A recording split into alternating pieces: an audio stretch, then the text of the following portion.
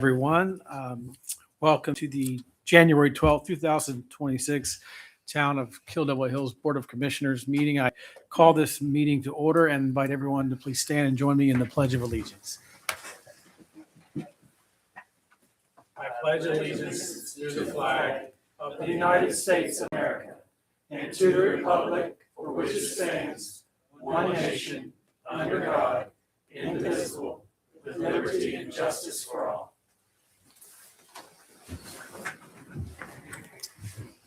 Everyone is welcome to please join me in a moment of silence.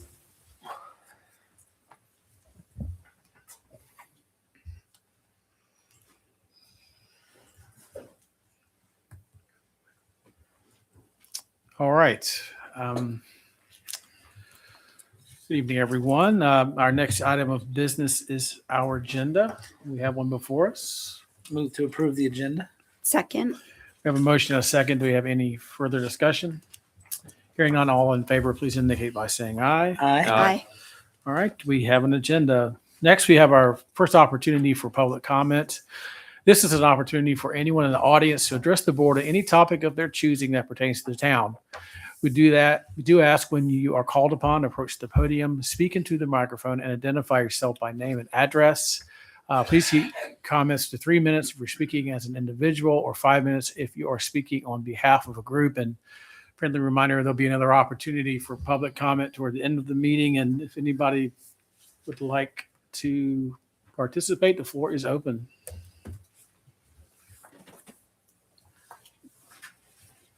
All right. Evening. My name is Chris Merrick. I'm one of the owners of Ocean Atlantic Rentals, which is located at 2001 South Croton Highway in Kill Devil Hills. Thanks for having me tonight. My first order of business is to remind everybody about Trash Attack. And it's been a labor of love for this town and my friends for some years. And it's coming up in April, probably. We're going to have a meeting soon to talk about it. But I imagine it'll be April. And it's always a great time. And I think it really is awesome to get the beach in the area ready from all the wind that's blown all winter and get us set up for our visitors who are on their way. So look forward to that. I just wanted to say thank you to the town and to the staff for working on an amendment to define beach concierge setup service. And I believe y'all will be discussing and voting maybe on that tonight. And I just wanted to add my 2 cents worth, since I am a equipment rental guy in Kill Devil Hills and in a couple other towns here. And I've been through some ordinances on this topic with some other towns and have some experience, and I'm always available if I can help with that. But I want to thank staff for making time to discuss it with me. And I understand it a lot better. And I really like what they modeled this program after.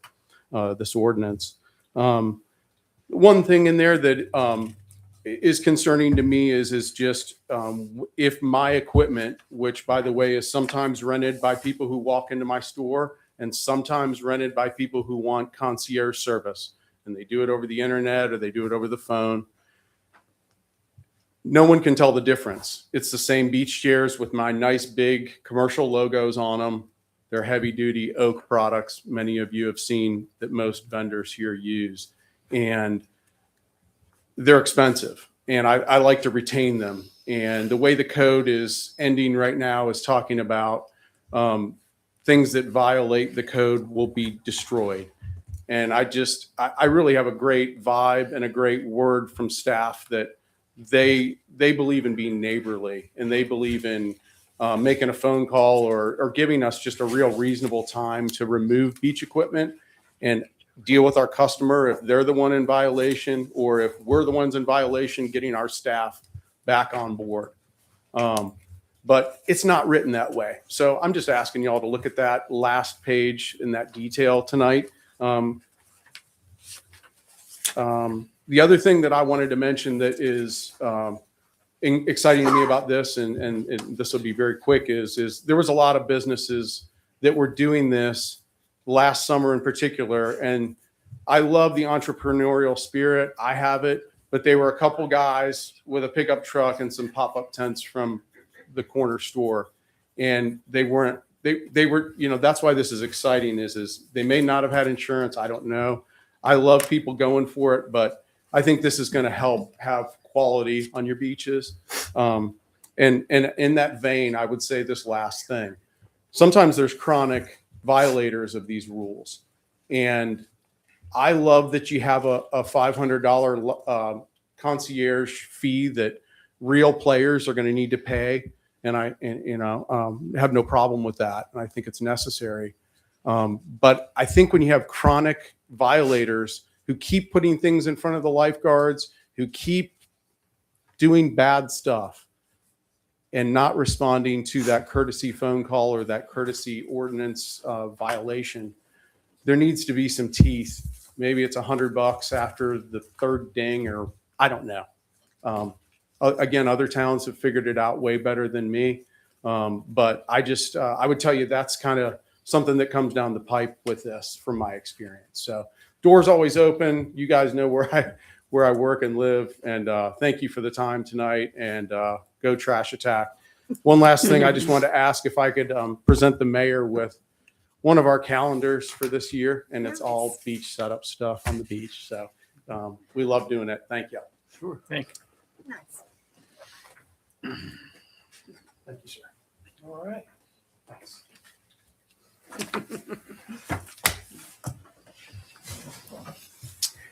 Would anybody else like to speak at this public comment period?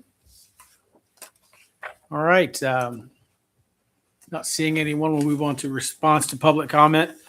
Thank you very much, Chris, especially for the Trash Attack, pep rally. That was very, very nice. And I couldn't agree more that it is an event we're really, really proud of, and it's coming up. I think the planning meeting is in February. February 10th. February 4 10th. p.m. 4 p.m. will be in this room. That is a very about efficiently run meeting as you're ever going to attend. We're going to be in and out quick. And you and Sandy Markland do everything Sandy touches is almost gold. She can run complex and events and organizations to a T. So I'm looking forward to our event this year. Any other response? Public comments? All right. Hearing none, we'll move on to ongoing business. No, sir. All right. New business item number 1, annual comprehensive financial report for fiscal year 2024, 2025, certificate of excellence in financial reporting for fiscal year ending June 30th, 2024, and popular annual fiscal report. Town manager. Yes, sir. I'm calling Angel. And she's All right, Angel. Good evening. So we're going to get our auditor, Emily Mills, on the phone, and she's going to first give her presentation. Ms. Mills, anytime you're ready. Good evening. Can you hear me okay? Yes. ma'am. Yes. Okay. My name is Emily Mills, and I'm a partner with DMJPS, formerly Potter and Company. And I'm pleased to be here before you this evening to present the town's annual comprehensive financial report for the fiscal year ended June 30th, 2025. Thank you for allowing our firm to perform this service for the town. I want to commend the work of the finance staff. Angel, Sam, and the entire finance team were helpful, professional, and wonderful to work with. On page 9 of your financial statements, you will find our independent auditor's report. We have issued an unmodified opinion on the statements of the town of Kill Devil Hills as of June 30th, 2025. An unmodified report is the highest level of assurance that we as independent auditors can issue, and it states that the financial statements present fairly, in all material respects, the financial position of the town at June 30th, 2025. This is commonly referred to as a clean opinion.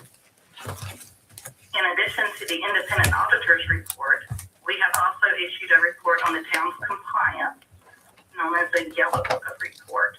This report is in the compliance section of the financial statement, starting on page 178. This report deals with the town's compliance with government auditing standards. We noted no findings that we consider to be significant deficiencies or material weaknesses. These financial statements were submitted to the LGC on December the 10th, and the LGC reviewed the statements on December the 22nd. There is one item that requires the town to submit a response to the LGC. This item is concerning the benchmark ratio for water and sewer capital assets. And this is generated from the LGC's data input workbook. The town had to submit a response on this same ratio in prior year's audits. The town's response should be submitted to the LGC within 60 days of today's presentation and should be signed by a majority of the board, the manager, and the finance officer. Example responses are available on the LGC's website. The balance sheet information for the general fund can be found on page 32. At the end of the year, the town's general fund had an unrestricted cash balance of $23 million and a restricted cash balance of $9 million. The general fund's total fund balance was $35 million. Of this amount, $19 million was unassigned for any specific purpose. The revenues and expenditures for the general fund are summarized on page 34. The general fund reported $26 million in revenues, $37 million in expenditures, and $11 million from other financing sources. This resulted in an increase to fund balance of a little over $500,000. The statements for water and wastewater activities begin on page 38, and these funds resulted in a combined increase of $1.7 million for the year. Again, I'd like to thank the town for the opportunity to be of service, and I am happy to answer any questions. Any questions from the board for Emily? Looks great as always. No, I'll quit while we're ahead. It sounds pretty good. So thank you very much. And thank you, Angel and team. Very nice. Thank you, Emily. Thank you, Emily. Have a good evening. Thank you. Thank you. All right. So I'm going to just add a couple things to Emily's report. First, I would like to present the town's 36th consecutive Certificate of Achievement for Excellence in Financial Reporting, and that's for our annual comprehensive financial report for the fiscal year ended June 30th, 2024. This is a document that truly takes the whole finance department, but I want to specifically thank Assistant Finance Officer Sam Angelo and the accountant Scott Nickens for really putting this document together. In addition, the town also received its second consecutive award for outstanding achievement in popular annual financial reporting. Again, this is for a fiscal year ending June 30th, 2024. And this is a document that we put together just to be a user-friendly, much easier to read version of our financial information. So with that, we will look at this year's popular annual financial report. And for this one, I want to specifically recognize our customer service representative, Selena Dermatis. She really took a lot of time to put this together. So I would encourage you all to look through the whole thing. It's got both financial and non-financial information, but I am just going to hit on the financial highlights, which really start on pages 7 and 8. And this is the document that looks like this. You guys should have. So if you look at page 8, that's our townwide financial information. And here you can see how our net position changed throughout the year. You will see our overall net position, what beginning net position was restated as of the beginning of the year by about $1.2 million. This was due to a change in accounting principle. So while that beginning number was not incorrect, it needed to be adjusted to make it consistent with the financial reporting requirements that were released in 2025. So that reduced that beginning net position by about $1.2 million. And then during the year, we had an overall net position increase of about $3.35 million. And that's the amount that our revenues exceeded our expenses for the year for both governmental and business type activities. So then we'll take a look at the fund specific information. If you flip over to page 10, we'll start with our general fund, which is where most of our activity takes place. Revenues for the year were about $26.4 million. That's up from about $25.9 million in 2024. I'll touch on the ad valorem and the other taxes and licenses on the next page. But here we'll just look at those intergovernmental revenues. They did dip a little bit, and that's just due to some one-time grant funds that we received in 2024 that we did not receive in 2025. And then our other revenues, those were very steady from 24 to 25. That includes our permits and fees, our sales and services, some investment income, and then some other miscellaneous sources. Our expenditures on the year were almost 37.5 million, but we can look at that general government expenditure section and you can see it looks like a huge increase there. That spike is due to another new accounting standard where we have to recognize the full principal amount of a lease in the year that that lease begins. So the fire station began in 2025. We had to record the full 10.2 million in that year. However, that will be paid over 20 years. There's an other financing source to offset that entry, so it doesn't actually affect our fund balance. It just results in looking like we had a huge spike in our expenses, but that's not actually a cash flow thing. That's just if you remove that 10.4 or 10.2 million, the expenditures were about the same from 2024 to 2025. There was also a slight spike in our transportation expenditures, and that's due to the Wrightsville Boulevard project that was ongoing in 2025. Public safety and public works both had slight increases you would expect for increased personnel and inflationary cost. Our environmental expenditures actually went down, and that's due to some garbage trucks that were purchased in 2024. We didn't have any garbage truck purchases in 2025.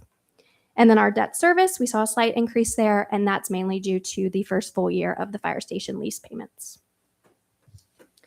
On the next page, we'll take a look at those tax revenues. The ad valorem taxes increased about 2.5%. The tax rate stayed the same at 35.5 cents per $100 evaluation. So that 2.5% increase is really due to continued development and growth within the town. Our other taxes and licenses increased about 4.9%, mostly due to increased sales taxes. Sales taxes went up about 7.9%. Occupancy was about the same with an increase of only 0.1%, and our land transfer tax increased about 1.4%. On the next page, we just another look at those expenditures. This goes into a little bit more detail about that fire station and lays out the expenses for the Wrightsville Boulevard Street project. And then down at the bottom, you can see our capital outlay purchases for the year, and that's mainly our machinery and equipment that was purchased. On the next page, we have our capital projects for the year. We have a nice new walkover at the Heyman Street Beach Access. About $69,000 of that came from grant funds, with about $23,000 coming from our capital reserve fund for a total project cost of about $92,000. We had a new walkway or repairs on a walkway on Bay Drive for about $12,000. The Wrightsville Boulevard project, we had paid about $4.2 million as of the end of 2025, and with about $4 million of that coming in fiscal year 25. So that left about $160,000 to be paid in fiscal year 2026. And then there was a new sound system installed over at Aviation Park to be used at the events that are hosted over there. On the next page, you can see our fund balance. Fund balance in total bumped up to about $35.2 million. That's up from about $34.7 million in 2024. About $230,000 of that is in non-spendable form, which is inventory and prepaid items. About $15.2 is restricted. $6.8 million of that is restricted by state statute. About $48,000 restricted for public safety, about $330,000 for streets, and about $8.1 million is in our capital reserve fund, which I'll touch on the next page. We had no money committed at the end of fiscal year 2025. We had about $78,000 that was assigned, and that was the amount of fund balance appropriated in our fiscal year 2026 budget. So that leaves about $19.7 in our unassigned fund balance. Our fund balance policy requires that we keep 35% of the next year's expenditures in unassigned fund balance. So that's about $9.75 million, and that leaves about $9.9 million to meet the ongoing needs of the town. On the next page, we have our capital reserve funds, and this just shows the breakdown of that $8.1 million and how it's distributed among the 5 purposes we have capital reserve funds set up for. We have about $5.7 million for beach nourishment, about $400,000 for shoreline access, about $266,000 for our rec facilities, about $284,000 for our sidewalks, and about $1.4 million for streets. And that wraps up our general fund. So I'll just briefly touch on our business type activities, which is our water and wastewater funds. Those are pretty steady revenues and expenses from year to year. In the water fund, the total operating revenues were about $6.1 million. That was up about 5% from the prior year, mostly due to the 4% increase that we had in our water rates. And then operating expenses totaled just over $5 billion. That was an increase of about 9.5% from the prior year. And that's mainly due to personnel inflation. And we did have some increases in our maintenance and repair costs. Wastewater, the operating revenues totaled about 203,000, which is almost exactly the same as it was the prior year. And expenses did see a small bump to about 181,000. That's mainly due to some increases we had in our maintenance and repair costs. So that is all that I wanted to highlight, but I'm happy to answer any questions that you guys may have.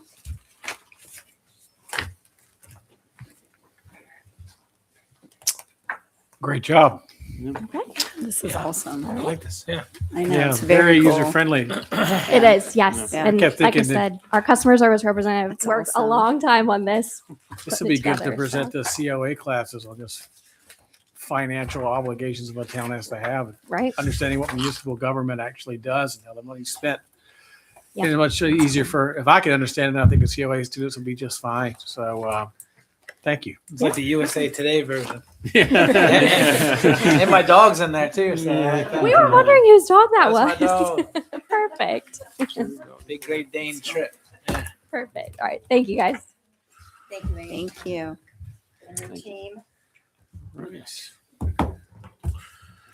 All right, moving on. New business item number 2, proposed amendment to chapter 96, seaside regulations, add regulations for beach equipment setup and regulation for beach concierge services. Meredith or Cam, I'm not sure who's going to take the lead. I'll start and Cameron can jump in when he needs to. We've received from the board several times about beach setups and where they're set up and how they're set up and when they're set up. We've been working with the Ocean Rescue with what they're seeing in real time out there. And we also researched our neighbor municipalities. Duck and Next Head both have ordinances that directly go to the concierge services. So this change to our seaside regulations would define beach concierge services, several other definitions that go along with that, along with regulations for the concierge services. They will require to be permitted here in town. They'll have to have a surety bond, which is insurance. They'll have specific areas that they can set up, which is 30 feet from our access points. And when I say access points, we're talking the physical access points, not the whole 50 or 100 foot wide right of way that the access is on, but where the people come out and where the vehicles come out, depending on what we've got going on there. We are limiting it to no more than 2 canopies within 10 feet of each other, so you don't have 5 or 6 stretched out in big swaths of the beach. Canopies can't be greater than 12 by 12. Can't be set up before 6 a.m. Must be removed by 8. It has to be anchored to prevent it flying away. If it's not in use, everything has to be located under the canopy or umbrella. This was intended to prevent the early morning canopy with the chairs that stretch out 10 or 12 feet on either side, just to try to secure some space on the beach. Like I said, the concierge services will have to register with the town. They'll get a permit. The permit will be $500. That's part of the fee schedule change that we're requesting. Most of the things I just said applied not only to the concierge services, but to people setting up personally. The no more than 2, more than 10 feet, 10 feet apart. Is that right? Yes. Anchored, have to be removed at night. All transactions for concierge services have to happen off the beach. You cannot do business on the beach. You can't just go set up an umbrella and chairs and then sell it when someone shows up at the beach. We've had that happen a lot in Kittleville Hills.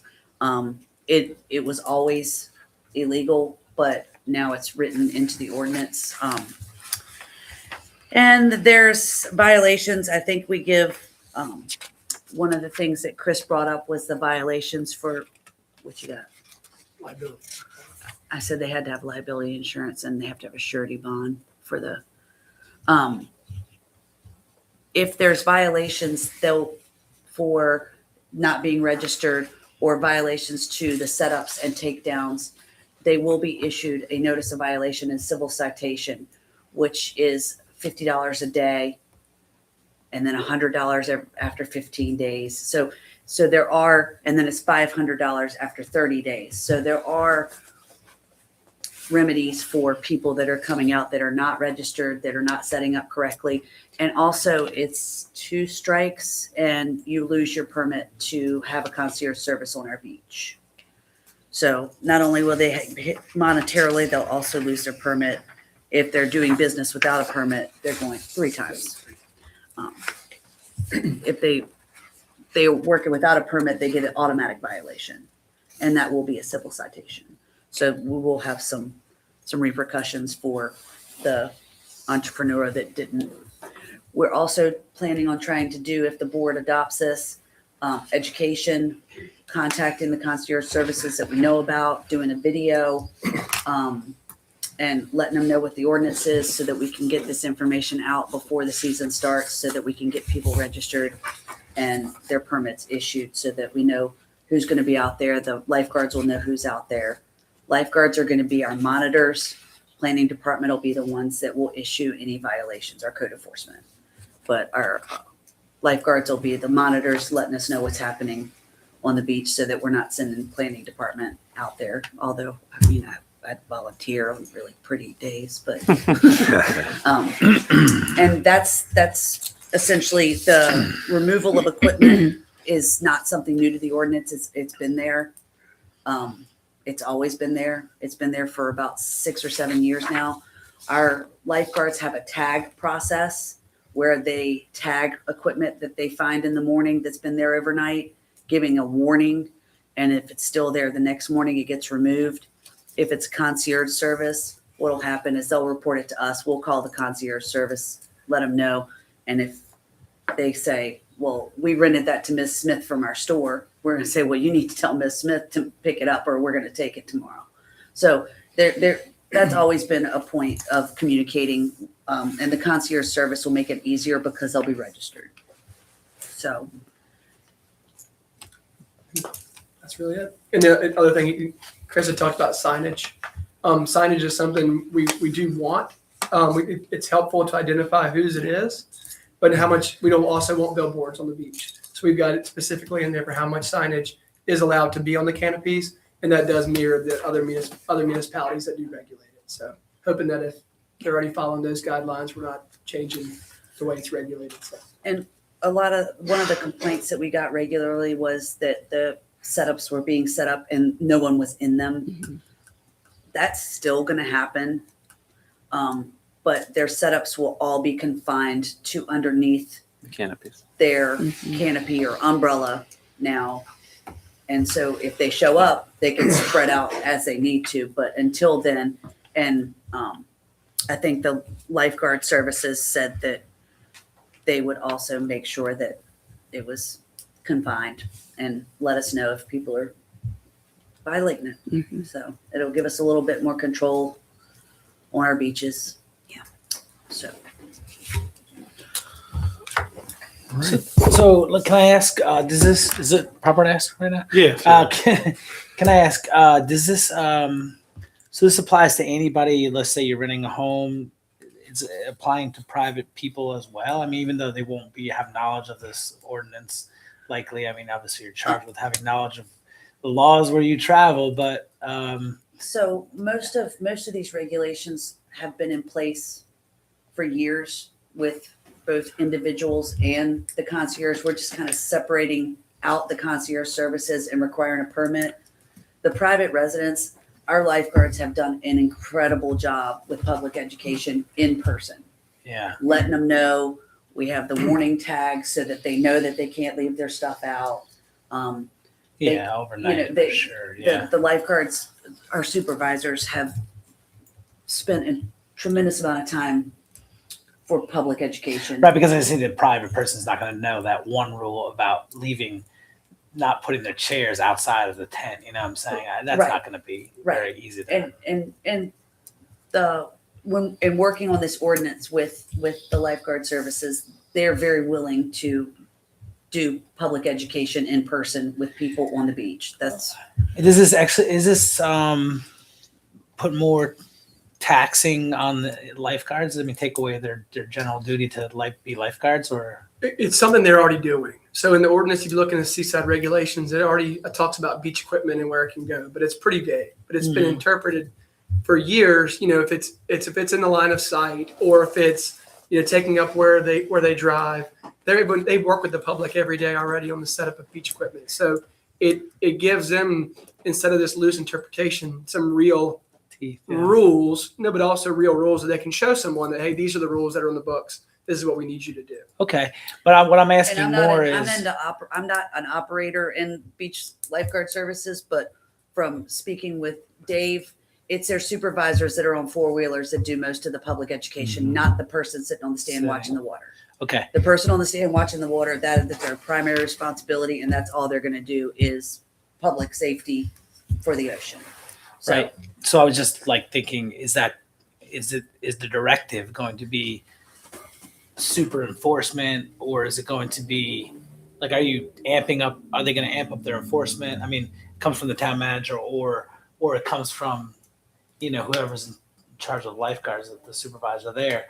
Is it going to be like, hey, this is more of an active, like, now we have these rules, are we going to be more active? Do you anticipate that, or the private rules for setup are not changing. right? They're just being separated from the concierge. And now the concierge, the business people that are making money setting these things up, the businesses now have a permit process, and they have to have a surety bond and insurance. I'm just asking, is that job, do you view that job is going to be more intense for that person now, that lifeguard who's on the 4x4? The education's going to be about the same as it was before. Okay. It's actually going to take a little bit of pressure off of them, because if one of the businesses is not doing what they're supposed to, they're going to be able to call us who are in the office, and we're then going to make contact with the concierge business that has a permit. So it's actually going to, It creates accountability. it's going a to barrier take a to little bit of entry pressure for off of them. yeah. If there's, if it is a marked business that's set up incorrectly, they're going to call us. Okay. So, And a lot of these things are based off of issues that they have been having on the beach every summer. Yeah. And so a lot of these new regulations just for everybody's beach equipment was based off of, you know, what things they struggle with day to day. Do we have an estimate on how many chairs or umbrellas get tagged by lifeguards for being abandoned I overnight? don't have that information, yes, I sir. mean, not just to, Chief, anything that you might know of that it probably doesn't get to you. We probably don't keep numbers on it. I don't know. I'd have to ask Dave Elder. Yeah. I don't know if they keep a daily account numbers Mhm. for the season, for the week. I don't know. 'Cause I'm just curious, kind of going back to something Chris said, what percentage of things that may be left out overnight belong to a rental company versus privately owned? And is that a regular thing? From what I've heard, I believe the majority of the ones that are more of a nuisance are, as Chris said earlier, the Right. fly-by-nighters, the two kids from home for the summer. We're going to run this business. We went out. We only got $60 on a tarp and made $300 on it today. We're not going to worry about picking it up. I don't know. I'm assuming that's what the majority of the stuff is. I don't think the vendors, the concierge service, most of them have got much high, the more Higher reputable, end. bigger ones have got a lot more high quality stuff that they're not willing to just The other- lose. The other thing that the planning department has chased down through the lifeguard beach services is the fly-by-nights that are actually at beach accesses that they've set up 4 or 5 umbrellas and 2 chairs, and they have someone sitting there and said, well, you can rent that umbrella and chairs for me for $50 for the day. And it's not so much as a staying overnight, but they're actually they're taking up space and trying to sell it in person. They're peddling their Right. umbrellas and chairs. And that takes from the reputable businesses that are getting permits, and we can stop that. They're also, one of the big problems we've had in the past is storing their equipment at the base of a beach access overnight because they don't want to really take it all the way off because they're going to be back in the morning. So they'll tuck it to the dunes and maybe put a tarp over it. Well, we don't want that. That's No. dangerous. So this really puts a lot more accountability into that can't be done, and we can stop them from working on our beach. Yeah, and talking with our public services department too, who ends up being responsible for picking up this as solid waste, is when we first started picking up overnight equipment, the first summer was very busy. But over time with education, most people realize you can't leave it out there all night long, or you can't leave it at the toe of the dune. So even this summer, there was numerous times we were calling up companies who left beach equipment at beach accesses or at the toe of the dune and letting them know they couldn't do that. They need to come get it. And it wasn't thrown away. So there's still a lot of education going on. But over time, we saw that there ended up being an understanding of what the rules are. So it will take time. And I just looked it up. Michael just let me know the overnight equipment regulation has been in place since 2015. So Okay. we've been doing that for 10 years. Oh, yeah. That's not new. The civil penalties pursuant with section 10.99 of this code, what's the dollar amount? Could you guys imagine if you do have a initial violator or repeat violator to, It's a graduated scale. yeah. It starts at $50. Teeth there is that we can revoke the permit. You know, That's just for 1 year. yeah, and so we'll run from January 1 to December 31st. We'll hope to get everybody permitted and prepared before the season. And then those 3 violations will be, for the release a summer season. A lot of people are already operating thinking that we have these rules. I've spoken to several people like, oh, I thought you already had the same rules as Duck or Nag's Head, because they wanted their equipment to be taken care of too, and they're pretty proud when they put their logos on these things. But there have been others that have not followed these rules. Any more questions or comments? Just when everything's torn down and you said left a lot of times right at the base of someone's oceanfront stairs in the dunes. That's or, private or concierge. you're okay as soon as you can. Do you want that in on their wood stairs, or do you want West off the of the beach? dune. Oh, you want it west of the dune. Yes. So okay. And 'Cause a lot of that's been that way for Yeah. however many years? A decade. A decade. yeah, and at night overnight, really? Yes. Okay. Yes. Yeah, I've seen a lot of Yes. concierge left on that side too, just for Correct. ease of setup. It makes sense. We've had some. So you We've had some very specific issues in very specific areas for years. So that's going to change there. It's been that way. It's been that No, way. I know, but And then we write them violations and call them. It's every year. okay. This Okay. it's I'm just not aware of that. it's Okay, not new. thank you. Yeah. It's the easy place to put it. Yeah, Yeah. I understand. It's not easy to carry it. Makes sense. Okay. I think this is great. Thank you very much Yeah. for this. Yeah. It's very thorough and it's very much needed. All right.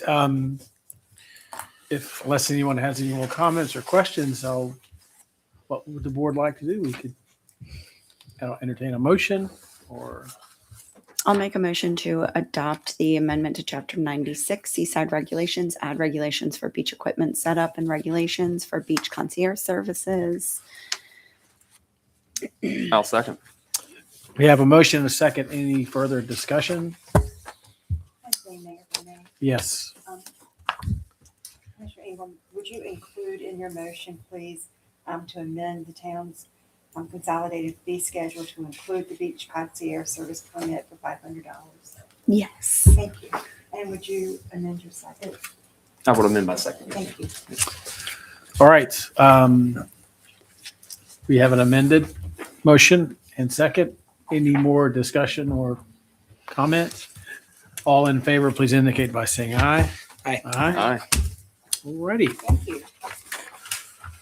Let's move on to new business item number 3, proposed amendment, chapter 71, traffic regulations, prohibition of vehicular travel in flooded areas. Yes, sir. Debbie, I'll turn it over to you. Thank you. This ordinance is, I won't tell you what I was calling it, but anyway, it's where you've got heavy storm events and people are driving through the flooded waters and it makes the wakes that go off into private property. And just creating various and sundry nuisances. The police department has highlighted its mission to promote public safety and prevent damage in flooded areas and proposed this amendment to Chapter 71 for traffic regulations. If it's adopted, it would make it unlawful for a motorist to operate a vehicle in flooded water, displacing water and or creating a wake that would adversely affect animals. And staff would recommend adoption of the ordinance as presented. Okay, got a few questions. Okay. 2 inches of water is the threshold. Does this ordinance only apply to Kill Devil Hills roads, or does commercial property or private property encompassed in it as well? This would be the town's road. Just the roads. So anything in a commercial businesses, Yes. if a commercial business's parking lot's flooded and someone drives through that, this ordinance does not include that. I don't think we have Jurisdiction. We do not. Okay. That was my initial question. Where did, the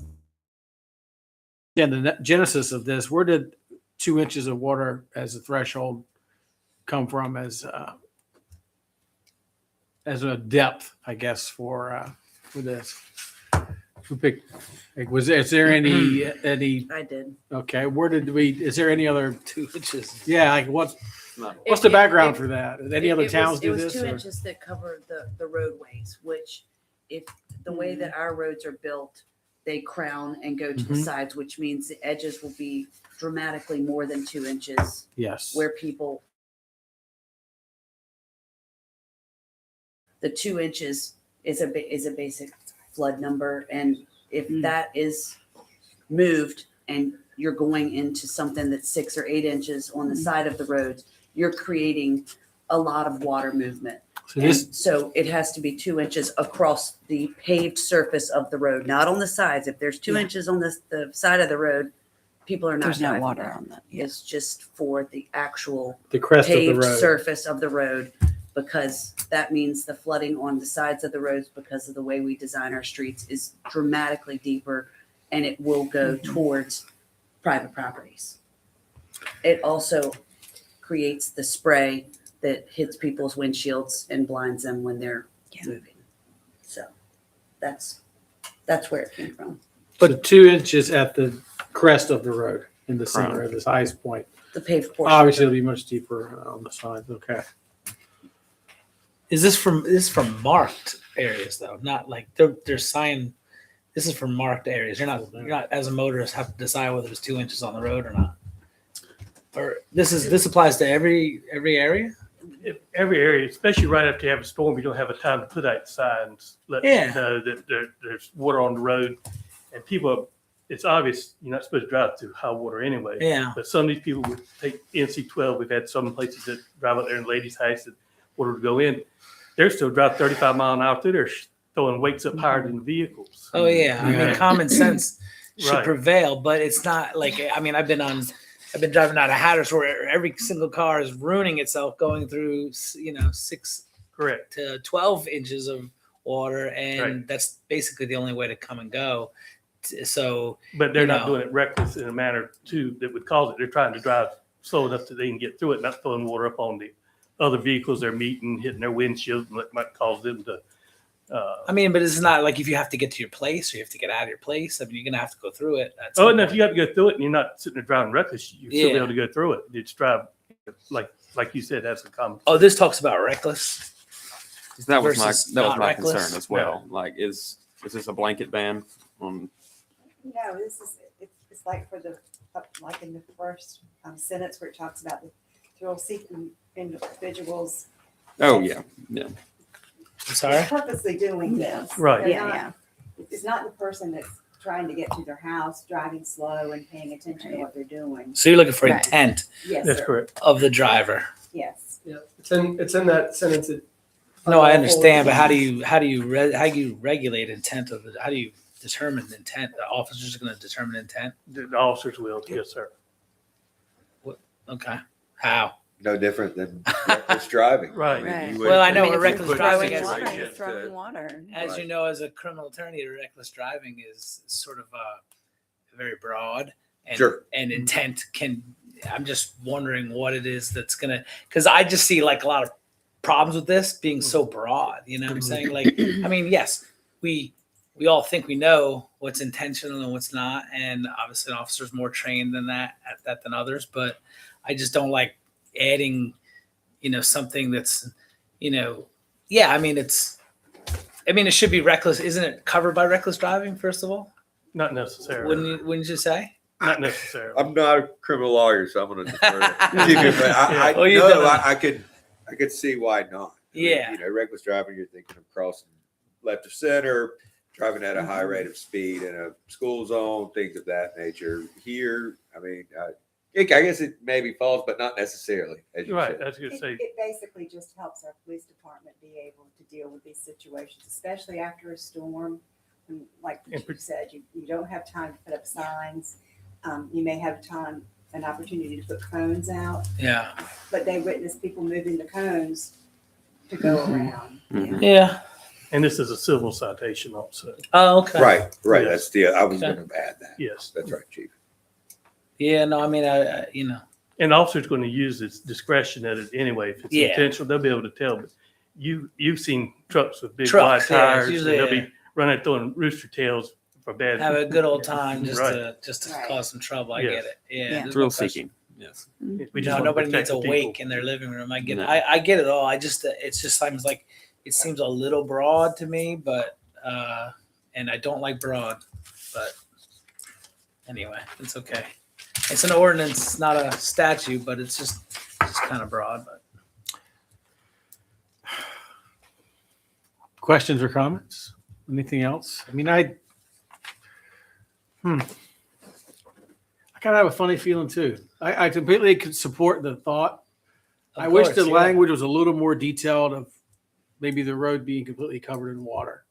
And then I just wish it a little more specific. I just can't, but I completely support the idea. Yeah, the idea is What good. would you add in the specifics? The road completely submerged in water, and as we described, where the crest of the road is 2 inches or below underwater.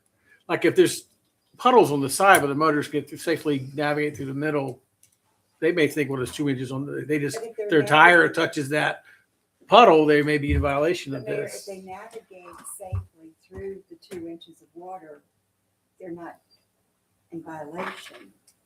And that was my question because I interpreted this as like there's floodwaters you can't drive. So if with this understanding of the intent, and that's what I would think we were getting at, maybe we should clear this up a little bit. Yes. With the understanding of the intent of the ordinance, which I get the intent, common sense says do not do this, but we don't live in that world. So if we can clarify that intent of, yes, calming people down perhaps a little bit, and that you are allowed to drive down your road if it is flooded, as long as you do so in a reasonable manner. I think I can get that. And I do understand the first sentence. It's a very exciting way to start it. It just kind of threw me regarding the intent. Yeah, I That's think all. you have to define But something else. But it says water to be displaced and or create a wake of water. So So the interpretation is if you do not create the wake, then you are fine. if Okay, if right. you're not displacing it or creating a wake, then you're not in I violation. don't think it's of as this clear ordinance. as you think it is. I think it's really not that clear.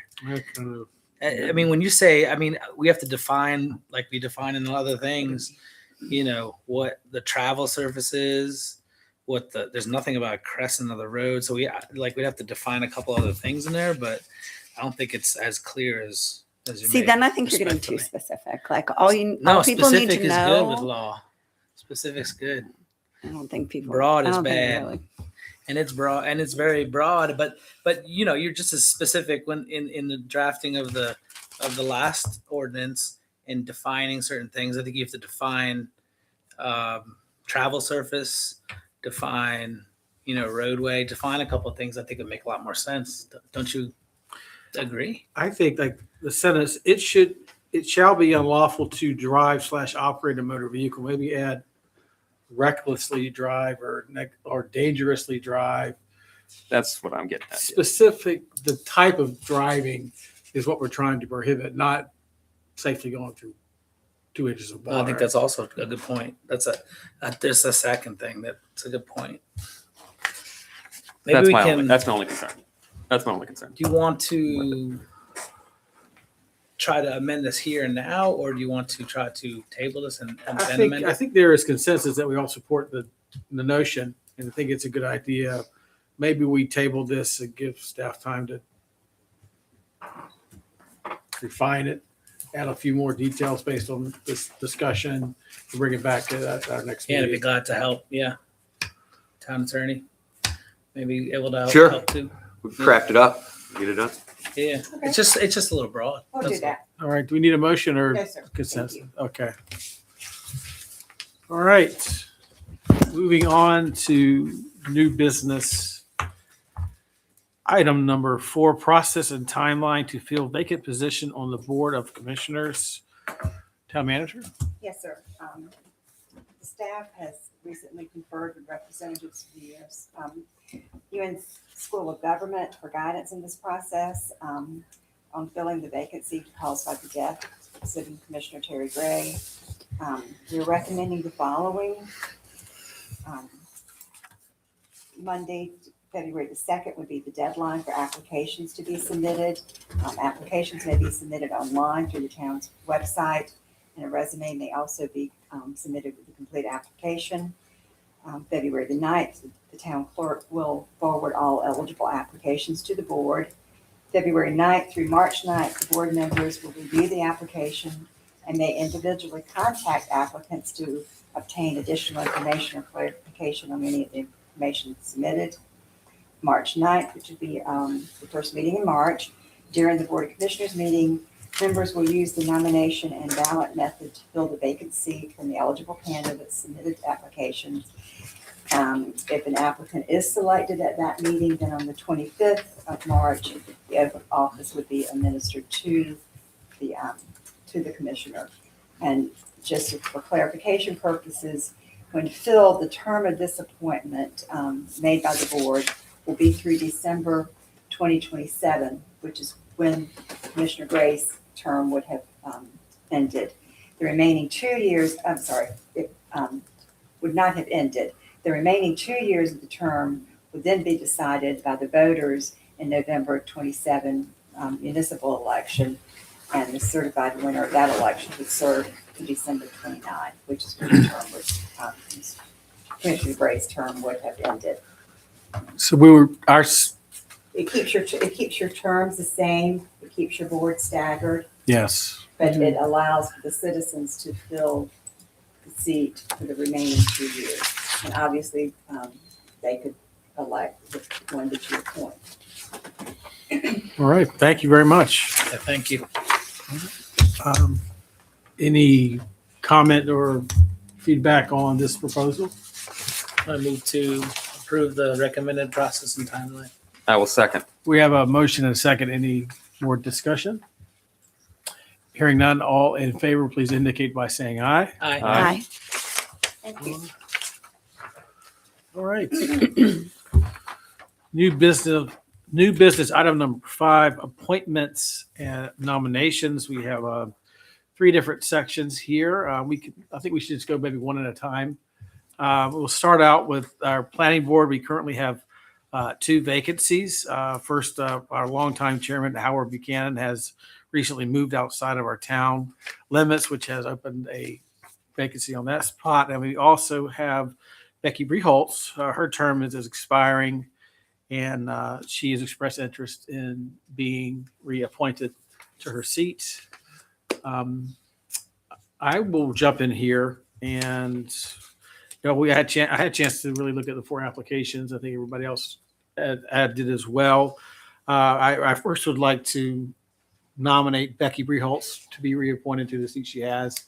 Becky brings an awful lot of of experience to the planning board, and it has been a real asset as well. And for the open seat, I like Shannon MacArthur. I thought her application was good. I thought she has a real, I read genuine desire to serve and then a good background. I'll open it up to you, the rest of you all, for discussion as well.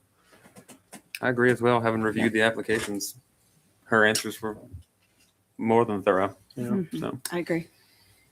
I had talked to you guys. I do like Jason Self. I know he has served the town. I feel like he's, he's a long-term time member of the town and resident of the town. But I do agree that that application was filled out, clear and complete, and we'll agree with that. All right. So my motion is to reappoint Becky Reholtz to the seat she currently occupies, and then appoint Shannon MacArthur to the open seat on the planning board. I'll second that. Motion second. Any more discussion? Hearing none. All in favor, please indicate by saying aye. Aye. Aye. All right. Thank you. Planning board's restocked. All right. Our next two items of this is the Government Education Access Channels and Dare County Tourism Board were seats that Terry was serving in during his time on the board. I know, Ivy, I'll turn it over to you if you'd like to speak, or I can go ahead. Sure. All right. We had discussed the government access channel appointment and the tourism board appointment, potentially holding off on those if that's an option until the seat is filled, so that we can properly spread out the duties. Is that something that's certainly possible? It's certainly your option.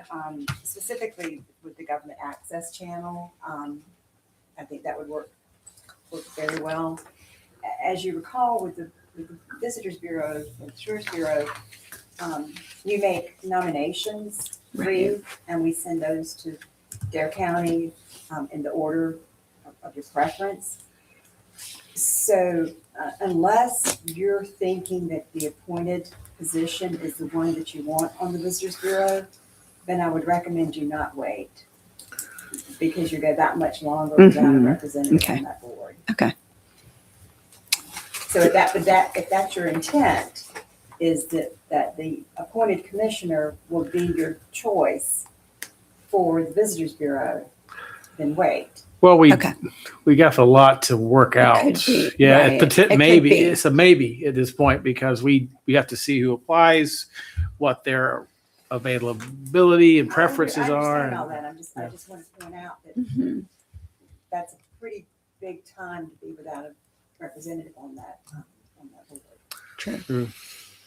Because it has, once you do that, then it goes. to the It's another county month or Then- 6 weeks. Yeah. Yeah. True. To make the appointment. And Yeah, typically that's they true. will appoint the one that you list as your main option, your preference. I agree with Commissioner Ingram's sentiment. I think that I kind of would like to get all our seats full again and get us a chance to really kind of talk through. Sure. We all have careers with families. It's big time commitment, and let's see where people where they want to serve, where they can serve. I Let's understand. work these things I out. just thought that But was yeah. important Hmm. to point out. Right. Yeah, absolutely.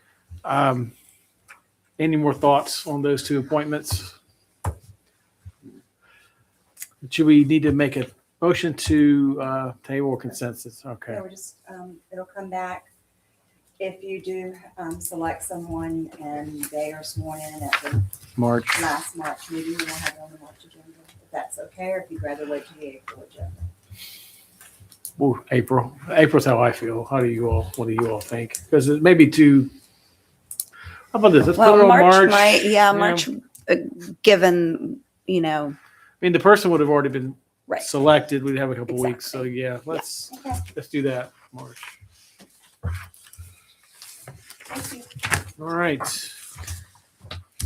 Next item on the agenda is committee reports. Nothing for me. Nothing missing. Nothing.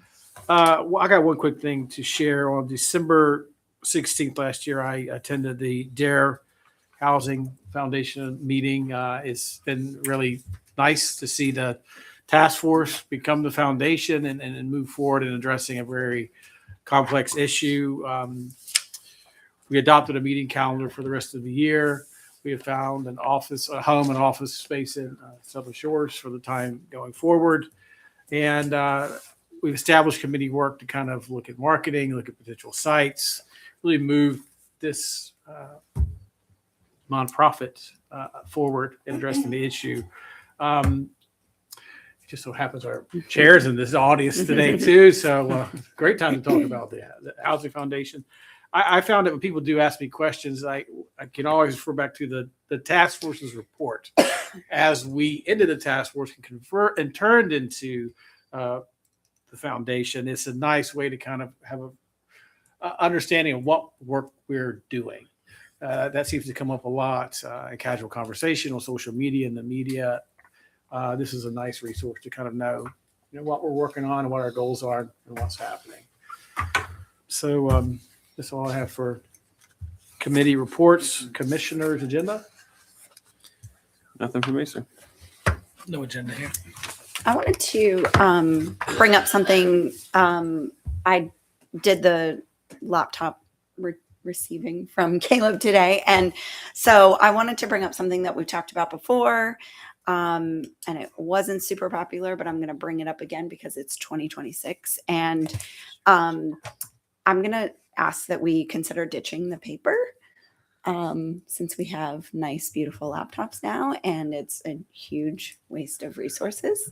I think I personally like having an agenda here in front of me too. So maybe we print one agenda per spot, but it's a lot of unnecessary paper, and I'd like us to really consider that paper waste and the resources that the town is using. So just throwing it out there. I know. I'm so old school. I probably was the one I was against it last time. I just Definitely I were. do like the paper. I do like the paper, but that's just Is it possible for some of us to have paper and some of us sure, not? right? It is. Okay.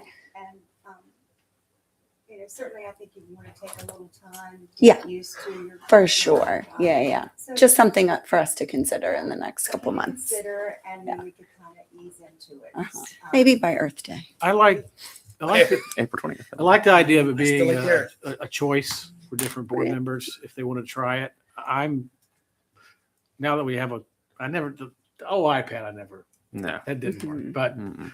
a laptop's a whole different story. Right. I'm Let's open-minded to give it a shot. just ease into it. I think Ask Caleb how the paper, he has calculated how far the paper goes around town.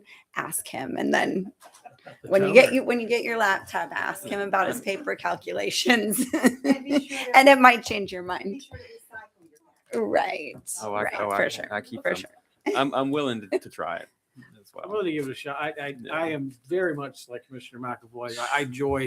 I write notes all over my. Yeah. I do too. No, I get I it. mean, I get it. Dinosaurs we are. Yeah, I really have to modernize here, but I'm completely open-minded to adopt Commissioner Ingram's recommendation. We made an investment in a computer. Let's see if we can Use them. live without this, Mhm. but Or yeah, work- very or good work- call out. or work the board individually. How's Yes, that? and I Thank think you, that's the preference is fine. Anything else under commissioners' agenda? Hearing none. Under mayor's agenda, I have a few things. Holiday drives. I want to take a moment to share with the board and everyone how successful the town's 2025 holiday drives were. Thanks to generous donations by our community, there were numerous toys donated for Toys for Tots and over 400 pounds of food for the Beach Food Pantry. I promise you, they need it. Early voting, just like we just got out of one just got done with that, and we're talking about it again. The town has again volunteered the town hall meeting room to serve as a site for early voting for all voters of Dare County for the upcoming March 3rd primary election. Early voting will begin on Thursday, February 12th. It'll run from the 12th to the 27th, weekdays from 8 a.m. to 7:30 p.m. On February 29th, that's the only Saturday for early voting from 8 a.m. to 3 p.m. And election day is March 3rd. Polls open at 6:30 in the morning, close at 7:30 at night. And to remind everyone, the town is not involved in the voting process. If anyone has questions about voting, registration, etc., please contact the Dare County Elections Office. All right, and that's all I have for mayor's agenda. Town manager's agenda, Nothing this evening, thank you. town attorney. Nothing for me. All right, we can move on to the consent agenda. Yes, sir, thank you. The minutes from the December 8th, 2025 meeting, the November 2025 monthly report, the annual certification of firefighters, approval of the consent agenda will record the board certification of the fire department's roster. Earlier this evening, when Emily was giving her report on the audit, she referenced this response to the local government commission. We've talked about this before, and simply the letter has been written. And if Michael has not gotten you, if you would, before you leave this evening, please sign that. Approval of the consent agenda will record the board's approval of the response to the LGC and authorize its execution and submission. Number 5 is a proclamation for a reimbursement resolution for fiscal year 25-26, declaring the intent to reimburse the cost of certain expenditures. Approval of the consent agenda will approve the reimbursement resolution for the fiscal year, declaring the intent to reimburse the cost of certain expenditures and allow the town to reimburse itself for cost incurred for the purchases of the above items with loan proceeds. And staff recommends approval of the consent agenda as presented, and a motion would be in order. I'll make a motion to approve the consent agenda. Second. We have a motion and a second. Any discussion? Hearing none, all in favor, please indicate by saying aye. Aye. Aye. All right, so now Thank is you very much. Thank you. Now is our time. Second opportunity for public comments. Duke, you're the only public person we have in the room right now. If anybody would like to speak, you're welcome to do so. Seeing no takers, we'll close the second public comment period. Move to adjourn. To adjourn. Second. All in favor, please indicate by saying aye. Aye. Aye. We're adjourned. Thank you. Thank you all. Good job. This is The so angel. cool. It actually is.